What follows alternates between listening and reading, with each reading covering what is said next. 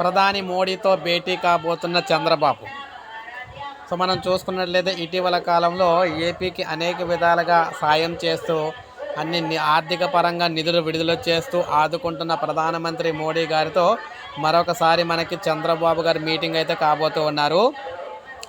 AP ముఖ్యమంత్రి చంద్రబాబు ఢిల్లీలో 2 రోజుల పాటు పర్యటిస్తూ ఉన్నారు. మనకి సోమవారం సాయంత్రం 4:30 గంటలకు ప్రధాని మోడీతో భేటీ కాబోతూ ఉన్నారు.